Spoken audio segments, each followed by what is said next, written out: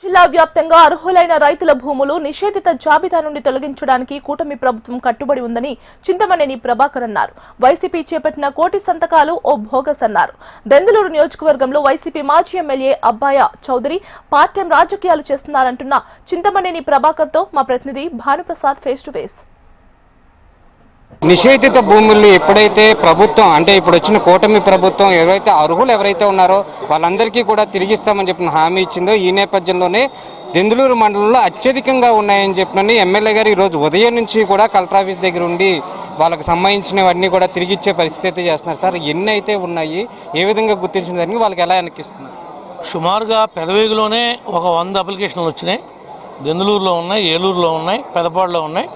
ఏమైతే ఉన్నాయో అవన్నీ కూడా దశల వారీగా 1 నెల రోజుల లోపు మాకు వచ్చినటువంటి దరఖాస్తులన్నింటినీ కూడా పూర్తి స్థాయిలో ఎంక్వైరీ చేయించి రికార్డు ప్రకారం వాళ్ళకి ఎవరైతే దాంట్లో అనుభవిస్తున్నారో వాళ్ళకి అప్పగిచ్చే బాధ్యత తీసుకుంటాం.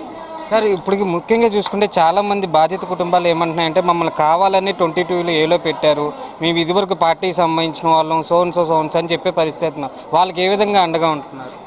ఎవరైతే కావాలని ఇబ్బంది పెట్టడం కోసం పెట్టారో అవన్నీ కూడా తక్షణమే తొలగించి వాళ్ళ పేర్లని నమోదు చేస్తాం.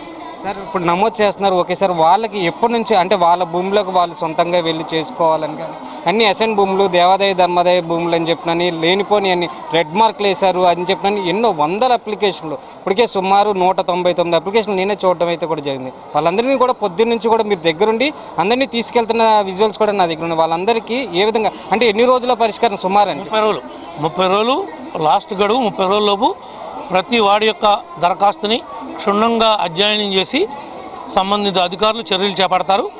దానికి కూటమి ప్రభుత్వం కట్టుబడి ఉంది కాబట్టి ఈరోజు 22A మెగా ప్రోగ్రాం అని చెప్పి ఇన్ఛార్జి మంత్రి గారి యొక్క అధ్యక్షతన పూర్తి స్థాయిలో జరుగుతున్న నమ్మకం మాకు కానీ, మా రైతాంగానికి కానీ, మా నాయకులకు కానీ, మా యొక్క రైతులకు కానీ ప్రతి ఒక్కరికి కూడా ఆ నమ్మకం ఏర్పడింది. తప్పనిసరిగా పూర్తి చేసి తీరుతాం. సార్ చివరిగా చూసుకుంటే మాజీ శాసనసభ్యుడు ఎవరైతే ఉన్నాడో అతను మీ మీద చాలా విమర్శలు చేయడం అయితే జరుగుతుంది. అభివృద్ధి అన్నది ఏమీ లేదు, అన్ని అసాంఘిక కార్యక్రమాలకి ఆయన తోడ్పడుతున్నాడు, ప్రోత్సహిస్తున్నారని చెప్తున్నారు. ఈ నేపథ్యంలో ఆయనకి ఏం చెప్తారు? వలస పక్షులు మాట్లాడే మాటలకి నేను సమాధానం చెప్పాల్సిన అవసరం లేదు. నా నియోజకవర్గంలో ఉన్నటువంటి ప్రజానీకమే తగిన గుణపాఠం చెప్పారు.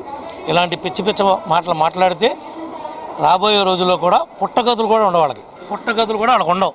వైఎస్ఆర్ పార్టీ నాయకులకు కానీ, కార్యకర్తలకు కానీ, ఎవడైతే ఇన్ఛార్జ్ అని చెప్పుకుంటున్నాడో వాడికి కానీ. రైట్, మొత్తాన్ని చూసుకుంటే నిషేధిత భూములు ఏదైతే ఉన్నాయో వాటన్నిటిని కూడా రాబోయే 30 రోజుల్లో మెగా నిషేధ భూముల కింద చేసి వాళ్ళందరికీ అందజేస్తామని చెప్పిన శాసనసభ్యుడు చింతనేని ప్రభాకర్ చెప్తున్నారు. ముఖ్యంగా చూసుకుంటే మాజీ శాసనసభ్యుడు చేసిన వ్యాఖ్యలు ఏదైతే ఉన్నాయో వలస పక్షులు వచ్చి వెళ్తుంటే కానీ వాళ్ళకి ఎటువంటి అర్హత లేదని చెప్పినని చింతనేని ప్రభాకర్ చెప్పే పరిస్థితి అయితే ఉంది. ఇది ఇక్కడున్న పరిస్థితి. కెమెరామెన్ సురేష్తో భానుప్రసాద్, HM TV.